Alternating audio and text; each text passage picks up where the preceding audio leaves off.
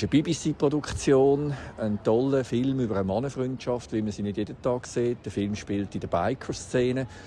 Und da geht es um einen Biker, der sehr hühnerhaft ist, gross, stark, Sixpack-Body, wunderbar gespielt von Alexander Skarsgård, sehr wortkarg. Und genau das macht ihn attraktiv für den Colin, ein Parkbusserverteiler, sehr gefrustet im Job, eigentlich sehr devot auch. Und eigentlich er wartet nur darauf, bis er eigentlich einen Meister findet, der ihn ein bisschen erzieht, der ihn an die Kadaver nimmt und ihn auch in den Haushalt einlässt. Er wird dann auch zum Hausdiener eigentlich von Alexander Skarsgård, seiner Figur. Und das ist sehr spannend inszeniert. Vor allem auch nicht nur spannend, sondern auch lustig. Es hat eine gute Mischung aus Drama und Comedy. Das Ganze ist ein Regiedebüt. Also wirklich spannend, diesen Mann zuzuschauen, wie sich die Beziehungsdynamik entwickelt. Er, der Starke, der nimmt, und der Colin, der Schwache, der Devote, der gibt. Und die Herr-Sub- oder Dom-Sub-Beziehung. Das Gute ist in diesem Film, es gibt keine harte BDSM-Szene mit Schlägen und Peitschen und so weiter. Sexualität wird offen gelebt, das ist schon so. Also es fängt an mit einem Blowjob und geht dann weiter, auch über Gruppensexgeschichten unter Männern.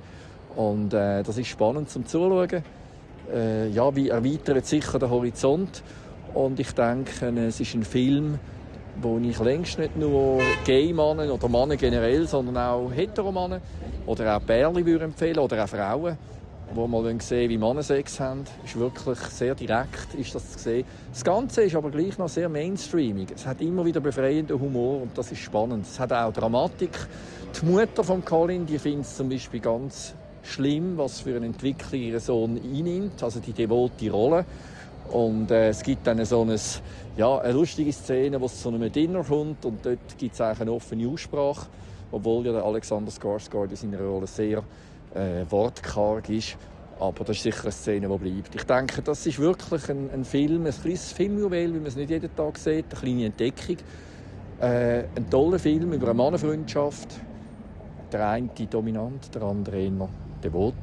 Und die Beziehung, wie sie sich kennenlernen, wie der Colin sich verliebt. Von seinem Gegenpart kann man das nicht wirklich sagen. Er missbraucht ihn auch eher, nutzt ihn aus. Aber der Colin lässt sich das gerne mit sich machen, weil er einfach Liebe macht blind, kennen wir alle.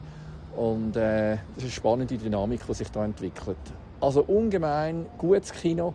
Ich würde den Film unbedingt weiterempfehlen, ob jetzt im Kino oder später im Streaming. Ist einfach schön zu schauen.